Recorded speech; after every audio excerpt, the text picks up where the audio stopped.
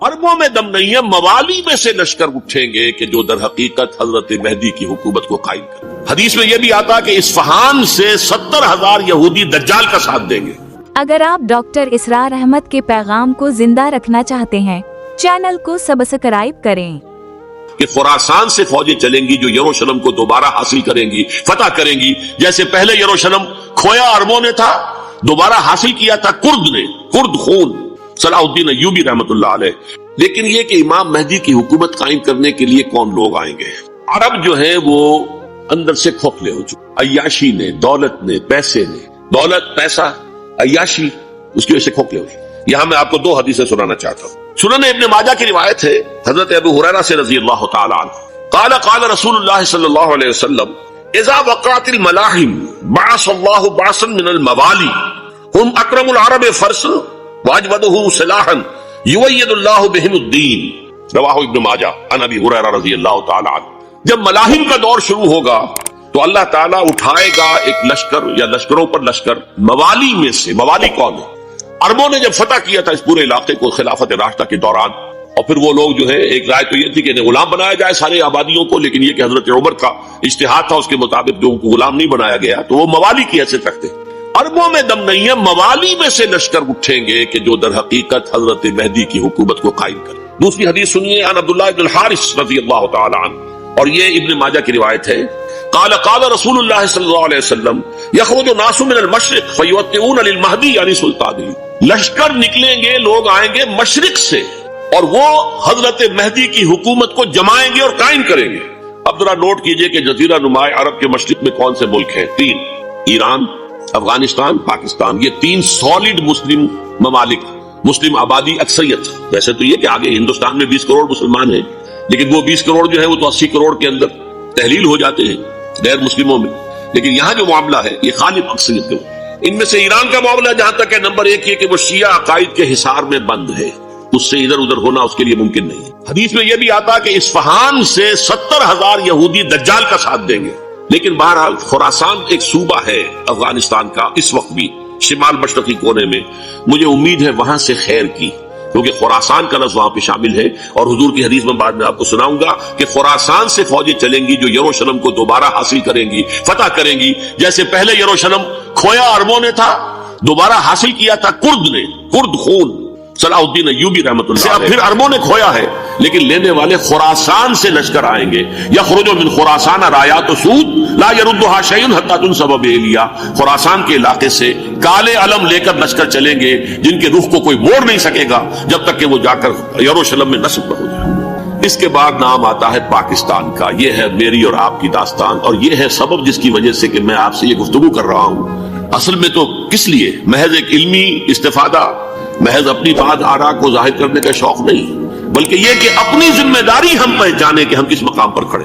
देखिए, इस पाकिस्तान के बारे में या हिंदुस्तान के बारे में अल्लामा इकबाल ने कहा था अपने तराना मिल्ली में, मीरे अरब को आई ठंडी हवा जहां से, मेरा वतन वही है, मेरा वतन वही है। और मुझे बताया गया कि सुनन अबी दाऊद में ये रिवायत मौजूद है कि हुजूर ने फरमाया कि हिंदुस्तान की तरफ से मुझे ठंडी हवा आती, अगरचे मुझे वो हदीस अभी नहीं मिली है, लेकिन हिज़्बुत तहरीर का एक कार्ड मुझे मिला था, तो उसमें इस हदीस का और उसमें इब्ने दाऊद, अबू दाऊद का रिवायत का हवाला मौजूद था। लेकिन मैं जो चीज आपको बता चुका हूं वो ये कि अल्फ सानी का पूरा तजदीदी कारनामा इस हिंदुस्तान की सरजमीन में हुआ।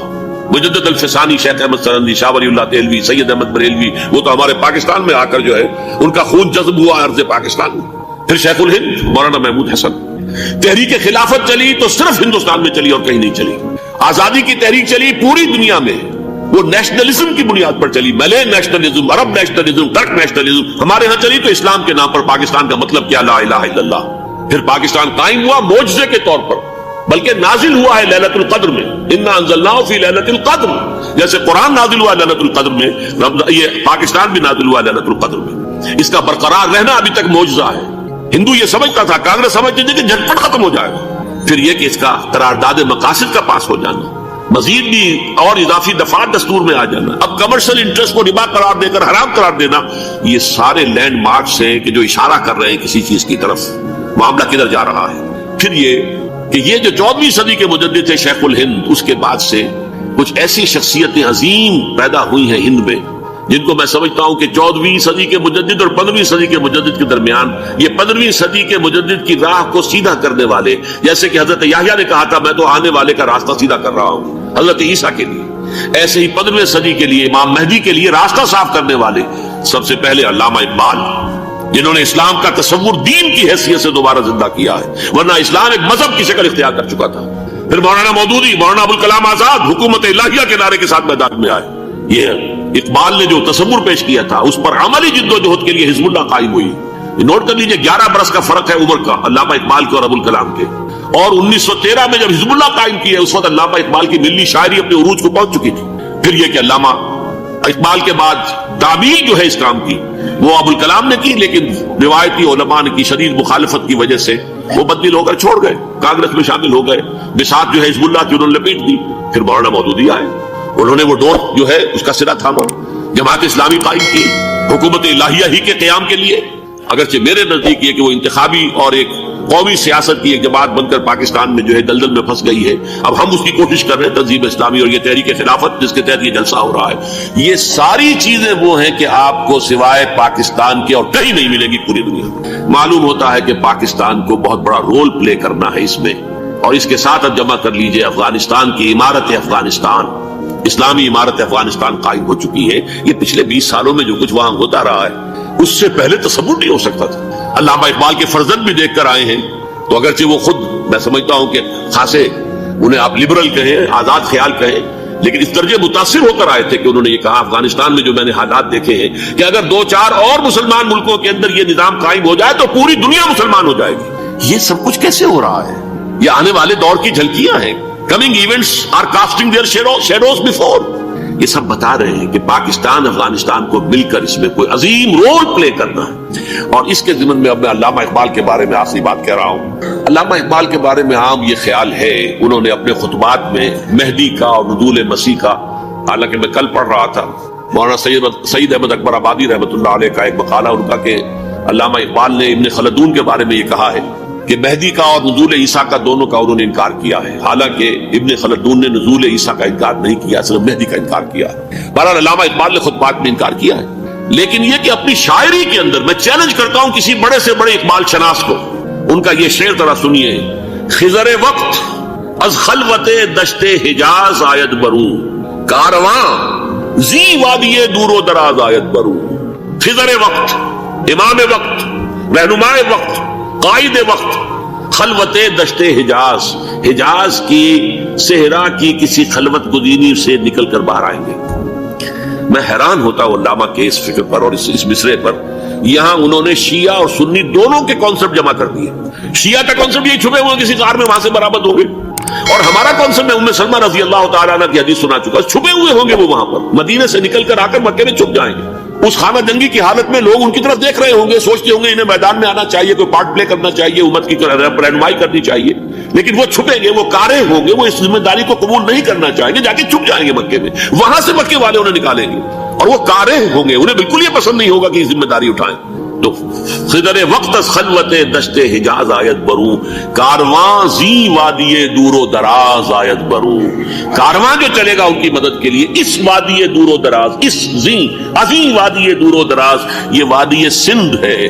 وادی سندھ جو ہے ہم سمجھتے ہیں کہ صرف یہ پاکستان اور پنجاب جو ہے یہ اس میں شامل ہے، سندھ اور پنجاب نہیں، افغانستان کا پورا مشرقی علاقہ اس میں شامل ہے۔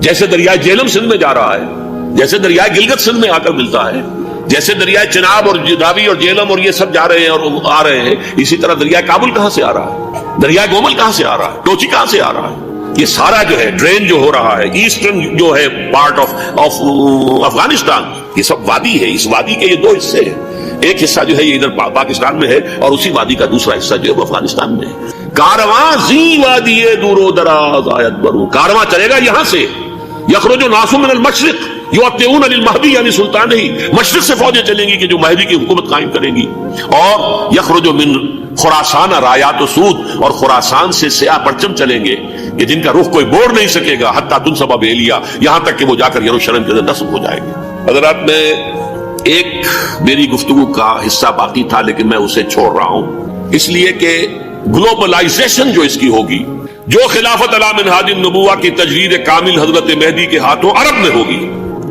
اس سے پہلے اس کے لیے محنت، کوشش، جد و جہد پاکستان اور افغانستان میں ہو چکی ہوگی جو اسے سپورٹ کرے گی اور وہاں جا کر حکومت قائم کرے گی۔ اس کے بعد گلوبلائزیشن کا جو مرحلہ اس کا ہے وہ حضرت مہدی کے ہاتھوں نہیں ہے، وہ حضرت عیسیٰ ابن مریم ان کے نزول کے بعد ہے، جن کے نزول کے بعد دجال کا خاتمہ ہوگا اور یہودیوں کا استحصال ہوگا۔ مسلمانوں پر بھی بڑی تکالیف عربوں پر آئیں گی، شدائد آئیں گے، لیکن یہ وہ میں حصہ ملتوی رکھتا ہوں کسی دوسری محفلوں، کسی دوسری مجلس اور نشست پر۔ اب میں آپ کو ذرا اس جو انسانوں میں سے انسان دشمنی کا جن کا سب سے بڑا رول ہے، میں ان کی 2000 سالہ تاریخ کا آپ کے سامنے نقشہ رکھنا چاہتا ہوں۔ ان 1400 سال کا تو میں نے صرف 4 آپ کو پوائنٹس بتائے۔ موسیٰ سے عیسیٰ تک 1400 برس علیہ الصلوۃ والسلام، 2 مرتبہ عروج، 2 مرتبہ زوال، اشیریوں کے ہاتھوں پٹوائی، بابلیوں کے ہاتھوں پٹانا، گریکس کے ہاتھوں مرمت، رومنس کے ہاتھوں۔ یہ جو 2000 سال ہے، کیونکہ اب تو ظاہر بات ہے 21ویں صدی شروع ہو گئی، 20 صدیاں حضرت مسیح کو پوری ہو گئی۔ پہلی بات نوٹ کیجئے، حضرت مسیح کی پیدائش ہے سن 1 قبل مسیح۔ یہ نقطہ آپ نے کبھی سنا ہے یا نہیں؟ جب ملینیم کا سلسلہ شروع ہوا تھا پچھلے سال تو میں نے بیان کر دیا تھا کہ ایک عجیب حساب کے اندر انہوں نے غلطی کی ہوئی ہے۔ حضرت مسیح کی پیدائش ہوئی 25 دسمبر کو، سن انہوں نے شروع کر دیا، تو اس کے بعد جنوری آئی تو پہلا سال شروع ہو گیا۔ اگر جنوری سے پہلا سال شروع ہوا تو یہ 6 دن جو ہے تو اس کے پچھلے سال میں تھے، لہذا کہا جائے گا کہ Jesus Christ was born 1 year before Christ BC۔ تو 1 قبل مسیح میں حضرت مسیح کی پیدائش ہوئی۔ یہ آخری اسرائیلی نبی اور رسول۔ یہودی علماء کی مخالفت، دشمنی، سولی پر چڑھوا دینا میں بیان کر چکا ہوں۔ سن 33 عیسوی میں جبکہ حضرت مسیح کی عمر 33 برس تھی، اللہ تعالیٰ نے انہیں زندہ آسمان پر اٹھا دیا، لیکن یہودیوں نے اپنے خیال کے مطابق انہیں سولی پر چڑھوا دیا، ان کی موت واقع ہوئی۔ اگرچہ اس کے بعد یہ اختلاف ہے، یہودی کہتے ہیں وہ سولی پر چڑھ گیا، ختم ہوا، مر گیا، عیسائی کہتے ہیں نہیں، انتقال ہوا ہے مسیح کا صلیب پر، لیکن پھر وہ دوبارہ زندہ ہو گئے ہیں۔ ان کی لاش ایک غار میں رکھ دی گئی تھی، وہاں ریزریکشن ہو گیا، ان کا باعث بعد الموت وہی ہو گیا، اور پھر انہیں اللہ نے زندہ آسمان پر اٹھا دیا۔ تو ہمارے اور عیسائیوں کے درمیان نوٹ کر لیجئے، یہ چیز مشترک ہے کہ حضرت مسیح آسمان پر زندہ اٹھائے گئے۔ فرق کیا ہے؟ وہ سمجھتے ہیں کہ سولی دیے گئے، سولی پر مرے، پھر زندہ ہوئے، پھر گئے۔ ہم سمجھتے ہیں کہ نہیں، وما صلبوہ وما قتلوہ، انہوں نے نہ صلیب دے سکے انہیں اور نہ انہیں قتل کر سکے، بل رفعہ اللہ الیہ، اللہ نے اٹھا لیا۔ پھر ہمارا اور یہ اس کا عیسائیوں کا ایک اور اتفاق ہے، سیکنڈ کمنگ آف جیسس، حضرت مسیح دوبارہ آئیں گے، یہ عیسائیوں کا بھی عقیدہ ہے اور ہمارا بھی۔ بہرحال تو جیسا کہ میں نے عرض کیا کہ اس وقت یہ عذاب استیصال، عذاب اکبر کے مستحق ہو چکے تھے، لیکن اللہ نے ان کی مدت دراز کی ہے، لیکن ان پر دنیاوی عذاب کا ایک کوڑا جو ہے اللہ تعالیٰ کی طرف سے اسی وقت برسا، دنیاوی عذاب دنیا میں رہتے ہوئے ختم نہیں کیا۔ 37 برس بعد حضرت مسیح کے رفع سماوی کے 37 برس بعد سن 70 میں یہودیوں نے بغاوت کی رومیوں کے خلاف، رومی ٹائٹس جنرل تھا ایک، اس نے پھر جو حملہ کیا ہے، 1,33,000 یہودی ایک دن میں قتل کیا یروشلم میں، اور ہیکل سلیمانی گرا دیا۔ وہ ہیکل پہلے بھی گرا تھا، پہلے 1400 سال کے دوران میں بھی نبوکدنضر نے گرایا تھا، لیکن پھر اس کے 150 سال بعد انہوں نے دوبارہ بنا لیا تھا، اس لیے وہ اسے سیکنڈ ٹیمپل کہتے ہیں۔ پہلا ٹیمپل جو حضرت سلیمان نے بنایا تھا، نبوکدنضر نے گرا دیا 587 قبل مسیح میں، پھر دوبارہ انہوں نے 150 سال کے بعد بنا لیا۔ وہ اس تاریخ کا حصہ ہے، میں نے جس کے بارے میں آپ کو تفصیل نہیں بتائی۔ اس میں یہ ہوا سن 70 میں وہ گرا دیا گیا، وہ آج تک گرا پڑا ہوا ہے۔ نمبر 2 یہ کہہ دیا گیا کہ یہودیوں اس ارض فلسطین سے نکل جاؤ، تم یہاں نہیں رہ سکتے۔ لہذا جس کا جہاں سینگ سمایا چلا گیا، یورپ میں چلے گئے، ایشیا میں آ گئے، عرب میں آ گئے، یہ 3 قبیلے جو رات بھی میں نے عرض کیا تھا، بنو قینقاع، بنو نذیر اور بنو قریظہ، یہ وہاں سے آ کے مدینے میں آباد ہو گئے۔ جس کا جہاں سینگ سمایا، افریقہ میں، ہندوستان میں، جہاں چلے گئے، ڈایاسپورا اسے کہتے ہیں، وہ آپ نوٹ کر لیجیے اس لفظ کو، ڈایاسپورا۔ ہمارا دور انتشار، جبکہ ہمیں ہماری اصل سرزمین تو فلسطین ہے، حضرت ابراہیم کا مسکن، حضرت اسحاق، حضرت یعقوب کا مسکن فلسطین، یہ ہے ہماری اصل جاگیر، یہ تو ہماری جدی پشتی جاگیر ہے، لیکن یہاں سے نکال دیے گئے سن 70 عیسوی میں، اور وہاں سے لے کے 1917 تک ان کا ڈایاسپورا جاری رہا، یہ دور انتشار۔ اس دور انتشار کے چند حصے ہیں جس کو میں چاہتا ہوں کہ آپ علیحدہ علیحدہ سمجھیں۔ دور انتشار کا جو پہلا جو ہے تقریباً 300 برس رومی حکمران تھے، وہ یہودیوں کے بھی دشمن تھے اور عیسائیوں کے بھی دشمن تھے، عیسائی اور یہودی ایک دوسرے کے بھی دشمن تھے، لیکن رومی سمجھتے تھے کہ یہ ایک ہی تھیلی کے چٹے بٹے ہیں۔ رومیوں کے نزدیک عیسائی بھی یہودیوں ہی کا ایک فرقہ تھے، کوئی علیحدہ مذہب تو تھا ہی نہیں، لہذا رومی جو ہیں رومنز، وہ ان دونوں کو ستاتے تھے، مارتے تھے، اور یہ آپس میں لڑتے تھے، یہودی عیسائیوں کو مارتے تھے، عیسائی یہودیوں کو مارتے تھے۔ یہ ہے 300 برس تک کی تاریخ. سن 300 عیسوی میں کیا ہوا؟ ایک معجزہ ہو گیا. بہت عظیم ایمپرر کانسٹینٹائن قسطنطین اعظم، رومن ایمپررز میں سے بہت بڑا ایمپرر، وہ عیسائی ہو گئے. اب تو معاملہ بالکل تلپٹ ہو گیا، پوری سلطنت عیسائی ہو گئی. اب عیسائیوں کے عیش ہو گئے اور یہودیوں پہ مار پڑنی شروع ہوئی. اب عیسائیوں کا آپ خود سوچئے کہ جنہیں وہ خدا بنا بیٹھے ہیں، خدا کا بیٹا قرار دے رہے ہیں، ان کے قاتل کون؟ یہودی بدماش. لہذا ان کی وہ پٹائی شروع ہوئی ہے یورپ میں، پوری رومن امپائر میں. انہیں ذلیل کیا گیا، شہروں میں آمد بند، علیحدہ رہو، گھیٹوز کے اندر رہو. یہودی کا نام جو ہے وہ گالی بن گیا، جیسے آج بھی یہودی گالی کہتے ہیں، جیسے خنزیر کا لفظ. آپ وہ بھی اللہ کی مخلوق ہے، لیکن آپ کو معلوم ہے کوئی شخص زبان پر نام نہیں لانا چاہتا خنزیر کا، سور کا. ہے تو مخلوق، وہ بھی ایک حیوان ہے. ایسے ہی ہے یہودی گالی، جھوٹ. لہذا ایک طرف تو ان دونوں کے درمیان دشمنی، جس کو قرآن کہتا ہے وَأَغْرَيْنَا بَيْنَهُمُ الْعَدَاوَةَ وَالْبَغْضَاءَ، ہم نے ان کے مابین دشمنی جو ہے پیدا کر دی. اور جب یہ پوری سلطنت عیسائی ہو گئی تو قافیہ تنگ ہو گیا یہودیوں کا. اب آئیے 571 عیسوی، یعنی جبکہ ڈائسپورا کو کتنا عرصہ ہو چکا تھا؟ 500 برس. سن 70 سے شروع ہوا ڈائسپورا، جب ٹائٹس نے گرایا ہے ہیکل کو اور نکال باہر کیا انہیں فلسطین سے، بھاگ جاؤ یہاں ایک یہودی بھی نہیں رہے گا، فلسطین سے نکال دیا. اس کے پورے 500 برس بعد سن 571 عیسوی میں حضور کی پیدائش ہوئی، ولادت با سعادت محمد رسول اللہ صلی اللہ علیہ وسلم. 610 میں آپ پر وحی کا آغاز ہوا. لیکن حضور کے ساتھ ان کا معاملہ کیا رہا؟ اول تو جبکہ حضور ابھی مکے ہی میں تھے، یہودیوں نے ریشہ دوانیاں شروع کر دی حضور کے خلاف. قریش مکہ کو سکھاتے تھے، پڑھاتے تھے، ان سے یہ پوچھو، ان سے یہ پوچھو، یہ اس طرح تنگ کرو، ان سے یہ امتحان لو. یہ آپ کے علم میں سورہ بنی اسرائیل میں، سورہ کہف میں وہ سوالات، جو امتحانی سوالات آئے تھے، ذوالقرنین کون تھا، اصحاب کہف کون تھے، رسول بنے پھرتے ہو تو بتاؤ، اور یہ روح کی حقیقت کیا بتاؤ. یہ ساری ریشہ دوانیاں کر رہے تھے بیٹھے ہوئے ابھی وہیں پر. حضور ابھی پہنچے بھی نہیں. ہجرت فرما کر حضور تشریف لے آئے تو حضور نے جسے ماسٹر سٹروک کہا جائے گا، یعنی اسٹیٹس مین شپ کا ماسٹر سٹروک، آپ نے مدینے میں آتے یہودیوں کے ساتھ پیکٹ کر دیا، جوائنٹ ڈیفنس پیکٹ آف مدینہ، کہ اگر مکے والے ہم پر حملہ کریں گے تو ہم مل جل کر ایک قوم کی حیثیت سے مقابلہ کریں گے. یہ میثاق مدینہ کہلاتا ہے، جس کے بہت غلط معنی پہنائے جا رہے ہیں آج کل. بہرحال میں موضوع میرا چونکہ یہ نہیں، میں ادھر نہیں جاؤں گا. لیکن ہوا کیا؟ ہر مرتبہ یہ خیانت کے مرتکب ہوئے، ان نے جو عہد کیے تھے ان سے پھرے، اندر ہی اندر سازش، ریشہ دوانی، حضور کی بدترین دشمنی.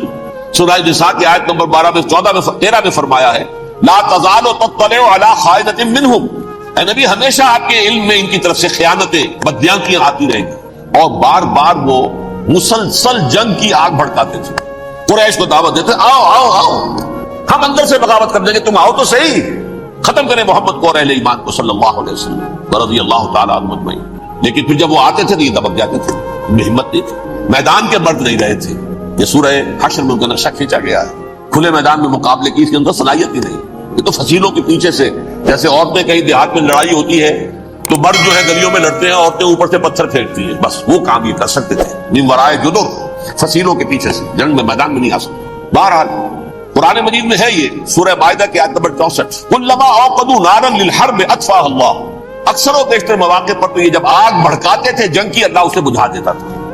لیکن بہرحال اس کے باوجود جنگیں ہوئی، غزوہ بدر، غزوہ احد ہوئی کہ نہیں؟ یہ ساری اس اصل شرارت نہیں.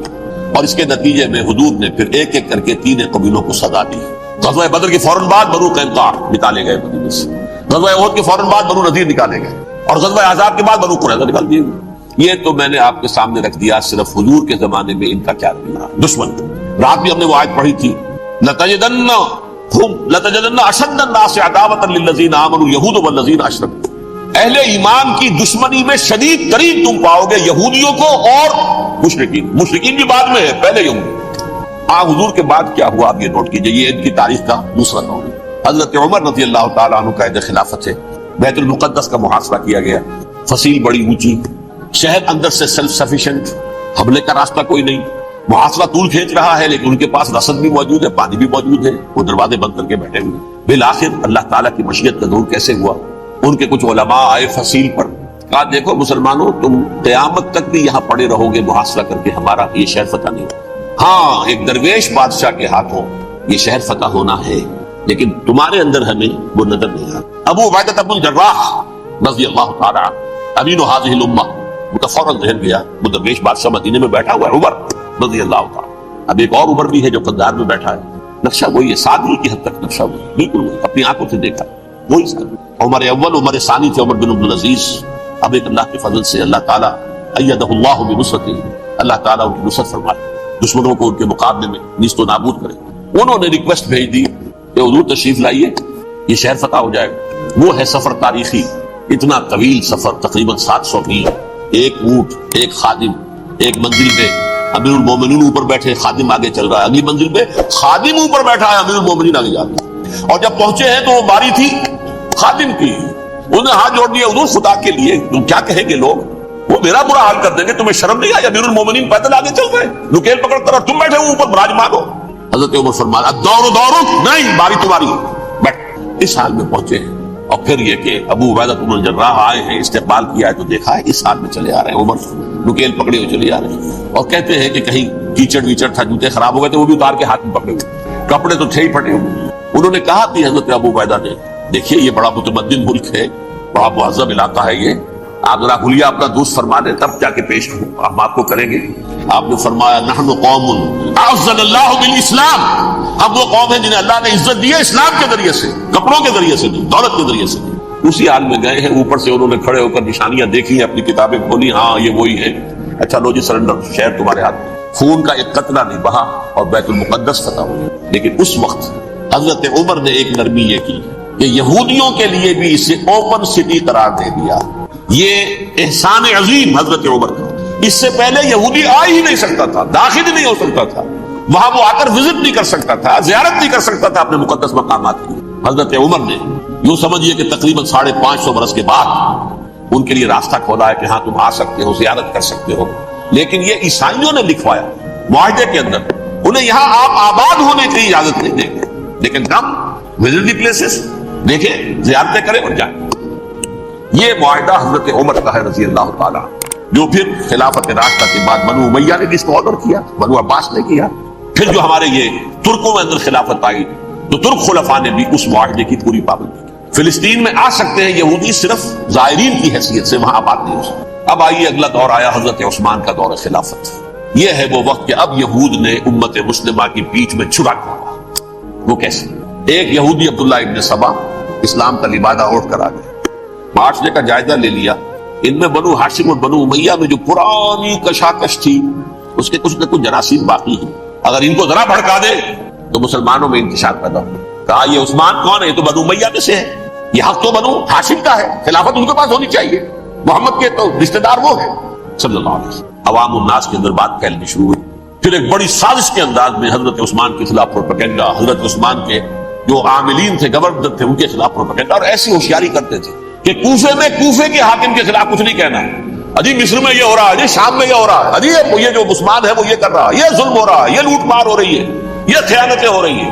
اب نہ تو اس زمانے میں مینز آف کمیونیکیشن، کیسے تصدیق کریں؟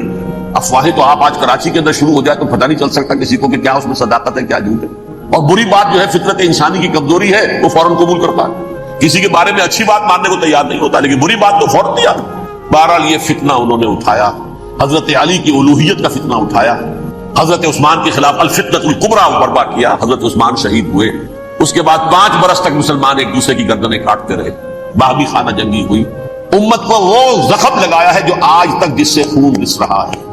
یہ شیعان عثمان اور شیعان علی تھے جو بعد میں پھر سنی اور شیعہ ہو.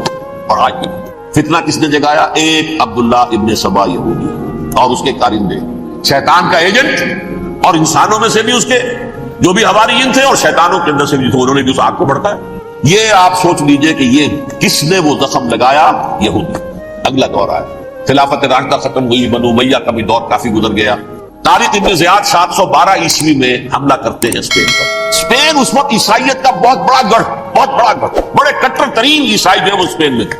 لہذا یہودیوں کی وہاں بہت پٹائی ہوتی تھی، بہت پٹائی ہوئی. میں بتا چکا ہوں، دشمنی تھی ان کی چلی آ رہی تھی عیسائیوں کے ہاتھوں یہودیوں کی. وہ تو سن 300 عیسوی سے ایمپرر کانسٹنٹائن کے بعد سے شروع ہو گئی تھی. اس حوالے سے یہودیوں نے اس وقت جالیاتی یہ برتی، کچھ راستے واسطے بتائے، کچھ مدد کی طارق ابن زیاد کی. طارق ابن زیاد نے انہیں اپنا محسن سمجھا. ہسپانیہ فتح ہو گیا تو یہودی چونکہ محسنین کی فہرست میں آ چکے تھے، انہیں بہت اقتدار نصیب، بڑی سپورٹ مسلمانوں نے. ان کے بڑے بڑے علماء جو اسی دور کے اندر پیدا ہوئے، بڑے بڑے تھنکرز ان کے اسی دور میں پیدا ہوئے. بن گوریون جو کہ ایک وزیر اعظم تھا اسرائیل کا، اس نے یہ لکھا ہے اپنی کتاب میں، مسلم Spain was the golden era of our diaspora. وہ ڈائسپورا جو 70 عیسوی سے شروع ہوا تھا اور 1917 عیسوی تک جاری رہا ہے، اس میں سے گولڈن ایرا ہمارا جو تھا وہ مسلم اسپین تھا. ہسپانیہ میں بیٹھ کر ہم عیش کیے. لیکن وہاں سے انہوں نے اور جو کچھ کیا، یہ تو داستان کے تو بہت سے گوشے ہیں، لیکن میں جس اسٹریٹ لائن میں چل رہا ہوں اس کے اعتبار سے ایک بات سمجھ لیجیے. وہاں بیٹھ کر انہوں نے اب عیسائیت کی پیٹھ میں چھڑا گھونپا، پروٹیسٹنٹ مذہب پیدا کیا، تقسیم کر دیا. جیسے شیعہ سنی کی تقسیم عبداللہ ابن سبا، رومن کیتھولک اور پروٹیسٹنٹ کی تقسیم یہودی علماء. ہوتا کیا تھا؟ ہسپانیہ کی یونیورسٹیاں ہیں، کارڈووا میں ہے، ٹولیڈو میں ہے، گریناڈا میں ہے، غرناطہ، قرطبہ، تولیتلا، اور وہاں آتے تھے لوگ. فرانس سے چلے آ رہے ہیں نوجوان پڑھنے کے لیے، جرمنی سے چلے آ رہے ہیں، اٹلی سے چلے آ رہے ہیں. 3 ہی ملک قریب قریب پڑھتے ہیں سینٹرل جو یورپ کے ہیں. یہاں پر جو ہے وہ اسلام جو نور پھیلا رہا تھا اس سے بھی مستفیض ہوئے. جہالت کے جو ہے پردے ان کے وہ چھٹے. اس کے ساتھ ہی وہ یہودی وہاں ان کے اندر جو جراثیم داخل کر رہے تھے وہ اس عیسائیت کے خلاف بغاوت تھی جو اس وقت دنیا میں عیسائیت اس وقت تھی. پوپ کا راج تھا دنیا میں اس وقت. یورپ میں جو عیسائیت تھی اس میں ایک طرف بادشاہ تھے، لیکن بادشاہوں کی حیثیت وہاں پر یوں سمجھ لیجئے کٹ پتلیوں کی تھی. اصل قوت پوپ کے ہاتھ میں تھی. اور پوپ کو انہوں نے جیسے قرآن نے کہا اتخذوا احبارهم ورهبانهم اربابا من دون اللہ، کیونکہ سینٹ پال نے شریعت موسوی ساقط کر دی تھی تو اب شریعت تھی ہی نہیں. پوپ کو اختیار تھا جس چیز کو چاہے حلال قرار دے دے، جس چیز کو چاہے حرام قرار دے. اتخذوا احبارهم ورهبانهم اربابا من دون اللہ. انہوں نے کہا صاحب کہ پوپ کس بلا کا نام ہے، یہ بھی انسان ہے.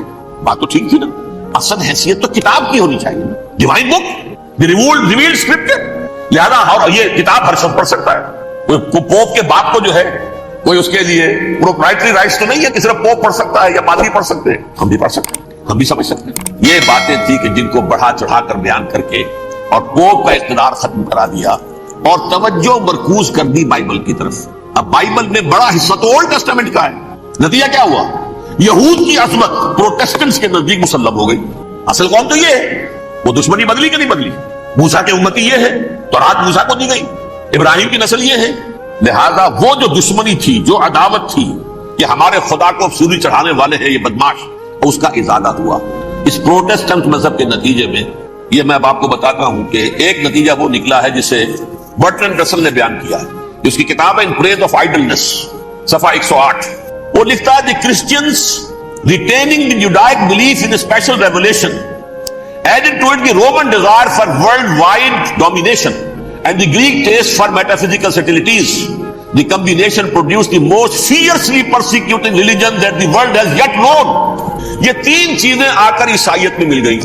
ایک تو جب اولڈ ٹیسٹامنٹ جو ہے وہ ان کے ہاتھ میں آ گئی، اور اس کے میں کچھ آپ کو بتا دیتا ہوں کہ اولڈ ٹیسٹامنٹ کی تعلیمات، کیونکہ یہ اولڈ ٹیسٹامنٹ جو ہے یہ محرف تھی.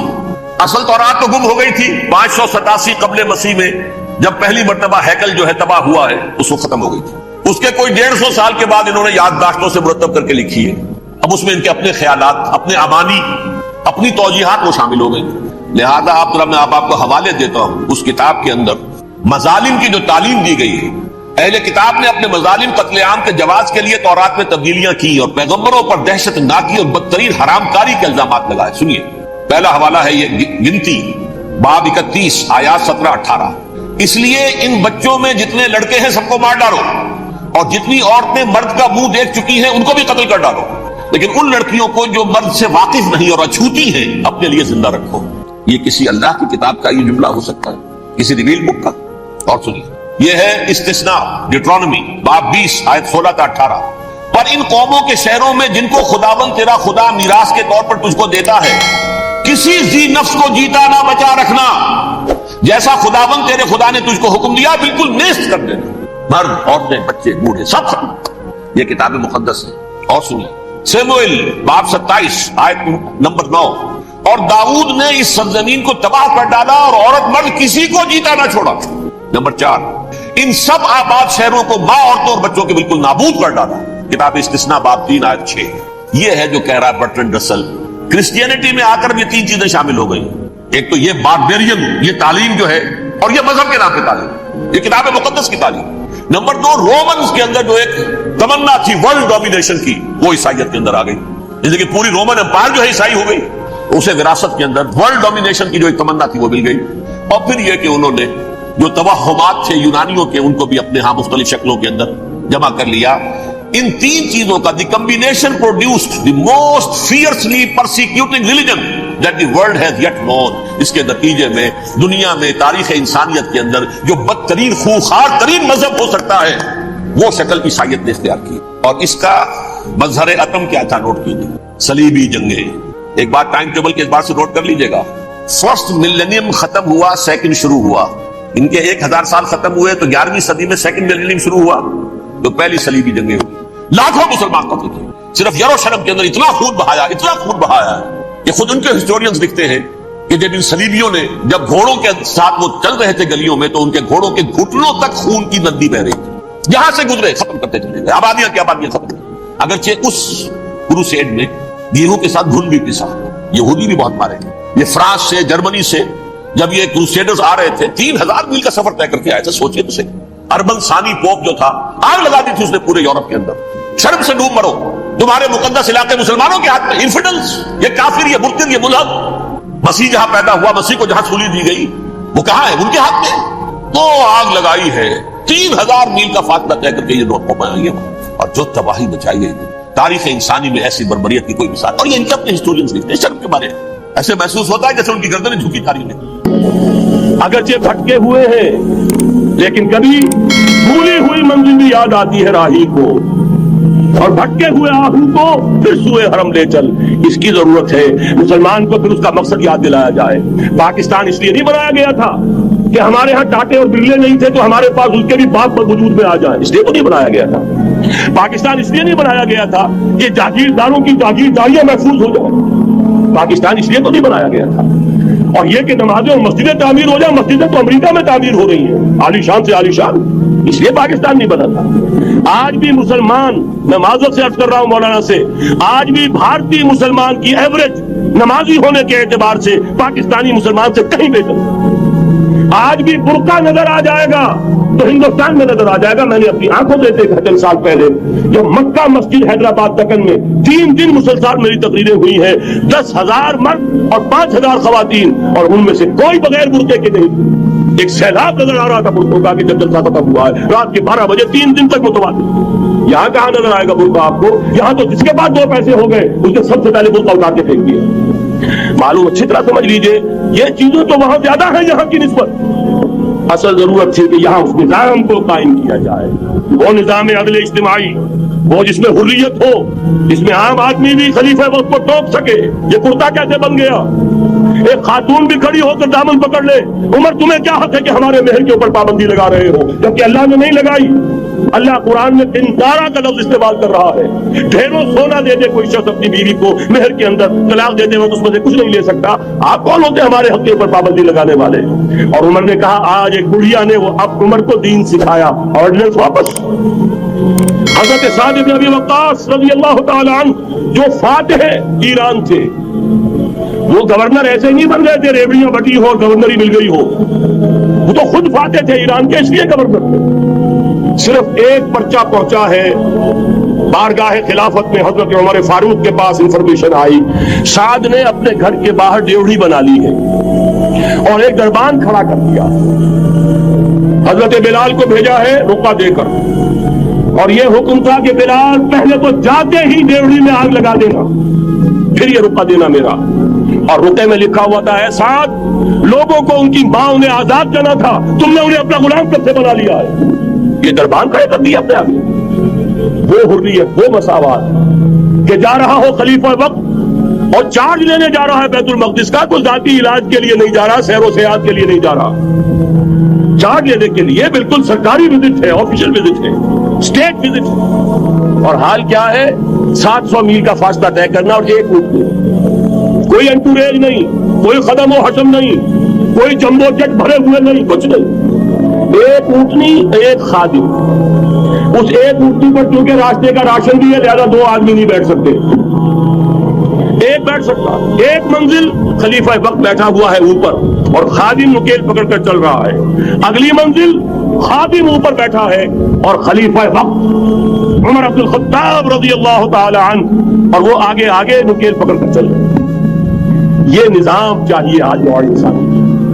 اس کے انتظار میں، اس کی تلاش میں نوع انسانی نے کتنے تجربے کر لیے، کیسی چھلانگیں لگائی، ملوکیت ختم کی، آسمان سے گرا کھجور میں اٹکا، جمہوریت آئی نام نہاد، لیکن وہ سرمایہ دارانہ نظام بن کر آگے سے بڑھ کر لعنت بن گئی۔ پہلے جاگیردار مسلط تھا، اب سرمایہ دار کارخانے دار مسلط ہو گیا۔ اس سے نکلنے کے لیے زور لگایا، کمیونزم کی طرف گئے، چھلانگ لگائی، اب ایک پارٹی ڈکٹیٹر بن کر بیٹھ گئی۔ انسان رست از یک بنتا افتاد در بندے دیگر، ایک چیز سے غلامی سے نجات پاتا ہے، دوسری میں پھنس جاتا ہے۔ اور کیوں؟ کہ وہ نظام عدل اجتماعی جو محمد عربی کو دے کر بھیجا گیا تھا، اس کے کسٹوڈین سوئے ہوئے، اس کے کسٹوڈین کو اندازہ ہی نہیں۔ یہ نسخہ تو ہمارے پاس تھا، ہمیں عمل کرنا تھا اور دنیا کے سامنے پیش کرنا تھا۔ پاکستان بنایا اس لیے گیا تھا کہ ہم اس کا ایک نمونہ دنیا کے سامنے پیش کریں گے۔ قائد اعظم نے فرمایا تھا کہ ہم یہ چاہتے ہیں کہ پاکستان کی صورت میں عہد حاضر میں اسلام کے اصول حریت و اخوت و مساوات کا ایک نمونہ قائم کر کے دکھائیں۔ کہاں ہے وہ؟ بھٹک گئے، سو گئے۔ وَلَنُذِيقَنَّهُم مِّنَ الْعَذَابِ الْأَدْنَىٰ دُونَ الْعَذَابِ الْأَكْبَرِ، بڑے عذاب سے پہلے چھوٹا عذاب کا مزہ چکھائیں گے۔ لَعَلَّهُمْ يَرْجِعُونَ، شاید کہ لوٹ آئے۔ کوئی عجب نہیں اس عذاب الادنا سے بعد ہم جاگے نہیں، ہوش میں نہیں آئے، کوئی عجب نہیں کہ بڑے عذاب کا کوڑا ہماری پیٹھوں پر برس جائے۔ لیکن مجھے یہ یقین ہے، نوٹ کر لیجئے، اگر یہ دوسرا امکان ہو گیا، خدا نہ خواستہ اللہ کے عذاب کا کوڑا ہماری پیٹھ پر برسا، مجھے یقین ہے اللہ ہندوؤں کو مسلمان بننے کی توفیق دے گا، لیکن اسلام کا بول بالا اسی خطے سے ہوگا۔ تاریخ میں یہ ہو چکا ہے آیا فتنہ تاتار کے افسانے سے، پاسباں مل گئے کعبے کو صنم خانے سے۔ تاتاریوں کے ہاتھوں کروڑوں مسلمان قتل ہوئے، لیکن اسلام نے تاتاریوں کو فتح کر لیا، اور پھر اسلام کا مسلمانوں کا دوسرا دور عروج انہی تاتاریوں کی مختلف شاخوں کے تحت ہوا۔ وہ تاتاری ہی تو تھے، وہ سارے ہورس، ٹرکش ہورس، ترکان تیموری، ترکان سبوی، ترکان سلجوقی، ترکان عثمانی، وہی تو سٹاک تو وہی ہے آیا فتنہ تاتار کے افسانے سے، پاسباں مل گئے کعبے کو صنم خانے سے، اس لیے کہ حضور نے فرمایا مشرق سے ہوگا، یہاں سے فوجیں چلیں گی، تو کوئی عجب نہیں۔ بہرحال یہ دو امکانات ہیں، لیکن اس کا فیصلہ تیرے ہاتھوں میں ہے، دل یا بدن، سیدھی سیدھی بات۔ اگر تو اب بھی ہم ٹھیک ہو جائیں، جاگ جائے، ہوش میں آ جائے، قوم یونس کی طرح توبہ کر لے، تو بغیر عذاب کے کوڑے کے رحمت خداوندی ہم پر سایہ کرے گی۔ اگر ہم نہ جاگے تو وہ عذاب کا کوڑا آئے گا۔ یہ نہیں میں کہہ سکتا ان ادری قریب بعید ما توعدون، یہ میں نہیں کہہ سکتا، یقین کے ساتھ جانتا ہوں کہ آئے گا، لیکن یہ کہ اس کے بعد بھی یہیں سے بول بالا ہوگا۔ اگر ہمارے ذریعے نہیں تو ان کے ذریعے سے، جو ہمیں شکست دے کر پھر اسلام قبول کرتے ہیں، لیکن کیوں نہ پہلے ہی راستے پر چلنے کی کوشش کریں۔ اب نوٹ کر لیجئے، یہ کتابیں اگر آپ پڑھنا چاہیں تو کتاب الملاحم میں پڑھیے۔ بدترین عذاب عربوں پر آیا کھڑا ہے، سروں پر ٹنا ہوا ہے، بدترین ایسی جنگ ہونی ہے الملحمۃ العظمیٰ، جس کو کہ میں بھی آپ نے گواہی پیش کر دوں گا، جسے کہا گیا ہے لاسٹ کروسیڈ۔ بش نے بھی کروسیڈ کا لفظ بول دیا تھا، پھر واپس لیا اس نے۔ نکل جاتی ہے جس کے منہ سے سچی بات مستی میں، فقیہ مصلحت بھی سے اور ہندے بادہ خار اچھا، کروسیڈ کہہ کر پھر واپس لیا۔ یہ کروسیڈ، اس کے اوپر جس قدر نقصان ہونا ہے عربوں کا، گریٹر اسرائیل بنے گا، یہ عراق، شام، اردن، سعودی عرب کا کچھ شمالی علاقہ، ترکی کا جنوبی علاقہ، مصر کا صحرائے سینا، اور اس کے ساتھ ہی جو بہترین اس کا زرخیز ترین علاقہ ڈیلٹا آف نائل، یہ سب یہودیوں کے قبضے میں جائے گا۔ اس کو حدیث میں کہا گیا الملحمۃ العظمیٰ۔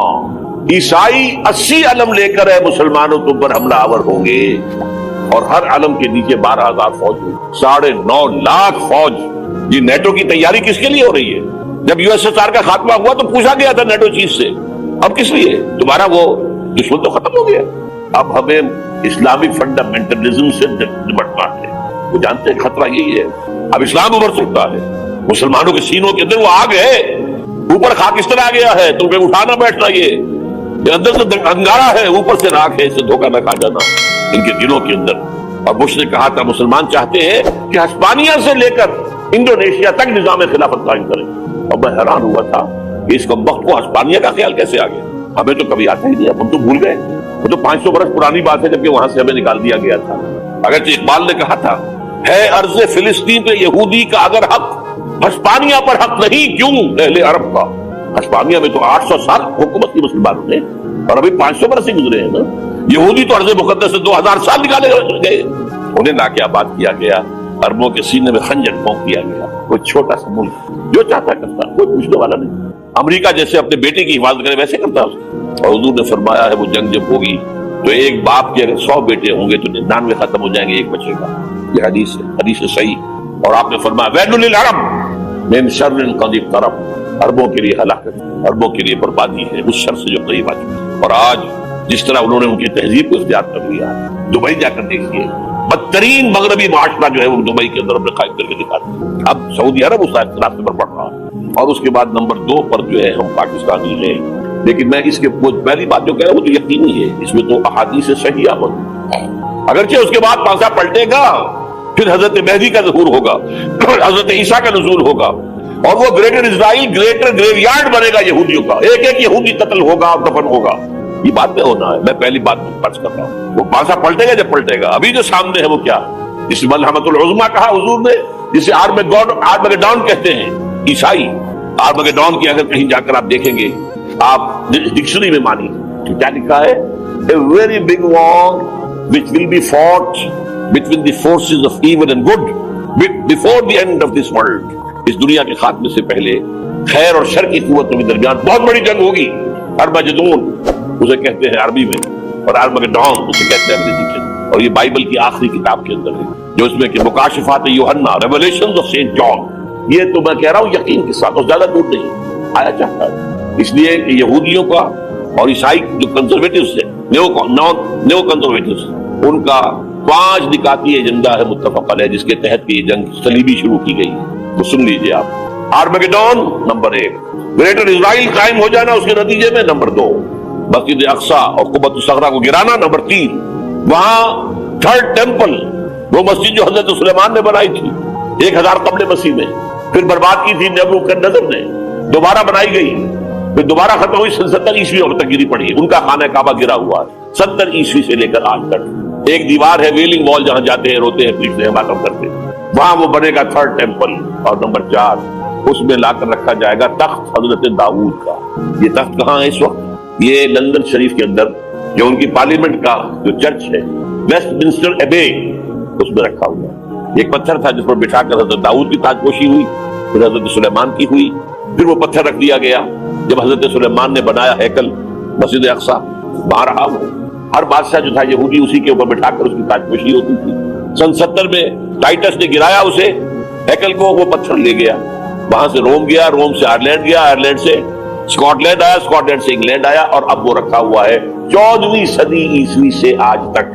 وہ ویسٹ منسٹر ایبے میں رکھا ہوا ایک کرسی کی سیٹ میں اسے بنا دیا گیا ہے تخت کی شکل.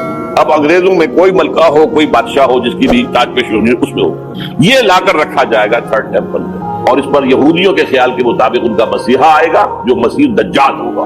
عیسائیوں کے خیال کے مطابق حضرت عیسیٰ آئیں گے، وہ ہمارا بھی خیال ہے حضرت عیسیٰ آئیں گے علیہ السلام. بہرحال یہ تو بات کی بات ہے نا. اس وقت جو عرض کر رہا ہوں عربوں پر بہت بڑا عذاب، اور پاکستان کا معاملہ البتہ یہ ہے، میں یقین سے نہیں کہہ سکتا. ہینگنگ ان دی بیلنس ہو سکتا ہے، اللہ تعالیٰ ہم پر رحم فرمائے، ہو سکتا ہے اگرچہ اسی پہ شرائط ہوگی. چمن کے مالک اگر بنا لے موافق اپنا شعار، اب بھی چمن میں آ سکتی ہے پلٹ کر چمن سے روٹھی بہار، اب ہو سکتی ہے. اور یہ بھی ہو سکتا ہے کہ اللہ تعالیٰ نے معجزانہ طور پر ہمیں ملک دیا، ہم نے اللہ سے بدعہدی کی، وعدہ خلافی کی، غداری کی، لہذا سزا دی جائے اور ہم سے یہ ملک چھین لیا جائے. It's just possible. دور نہ سمجھے، اس انہونی بات نہ سمجھے. جو گھیراؤ ہو رہا ہے آپ کے مغرب میں نیٹو فورسز اور مشرق میں بھارت فورسز، بھارتی فورسز گدھوں کی طرح بیٹھے ہوئے انتظار کر رہے ہیں پاکستان اور ڈسٹیبلائز ہو جائے، یہاں اور بدامنی ہو جائے. اب لاہور میں پھر آج دھماکے ہو گئے ہیں. 2 دن پہلے کا دھماکہ میں سہ کے آیا ہوا ہوں، آپ کے سامنے بیٹھا ہوں. تو جانے بچی ہیں جو ہماری اکیڈمی کا حشر ہوا میں آپ کو نہیں بتا سکتا. یہ سارا کیوں ہو رہا ہے؟ تاکہ یہاں بدامنی ہو جائے اور ہمیں جواز مل جائے، مغرب سے نیٹو فورسز داخل ہو جائیں، مشرق سے بھارتی فورسز آ جائیں اور ہمارے ایٹمی دام توڑ کر اور پھر ہمیں بھارت کے سامنے ڈال دیا جائے. Do as you like. یہ ان کا نقشہ ہے. ہوگا کیا وہ اللہ جانتا ہے، ہوگا وہ جو اللہ چاہے. لیکن اللہ کا چاہنا جو ہے وہ کس پر منحصر ہے؟ یہاں انقلاب برپا کرو، یہاں اسلام لاؤ. اگر دھندوں میں لگے رہو گے تو وہ خود بخود نہیں آ جائے گا انقلاب. صحابہ نے جانیں دی تھی، کتنی تکلیفیں اٹھائی تھی. 12 برس تک مکی دور کے اندر بانشہ درویشی در ساز و دمادم زن، جو پختہ شبی خدرہ بر سلطنت جم سن. یوم طائف یاد ہے جو حضرت عائشہ فرماتی ہے، جو میں نے پوچھا تھا حضور سے کہ یوم احد سے زیادہ سختی بھی آپ پر کبھی آئی؟ یوم احد پر کیا ہوا تھا؟ تلوار کا وار پڑا تھا آپ کے چہرہ مبارک.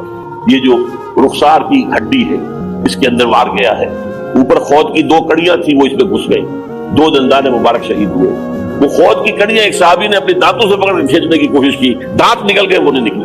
کیا جتن کر کے نکالی گئی ہوگی تو خون کا فوارہ آیا, اتنا خون گیا ہے کہ آپ بے ہوش ہو گئے, گر گئے, اور مشہور یہ ہو گیا کہ آپ کا انتقال ہو گیا, شہادت ہو گئی. یہ سیرت کبھی پڑھی ہے؟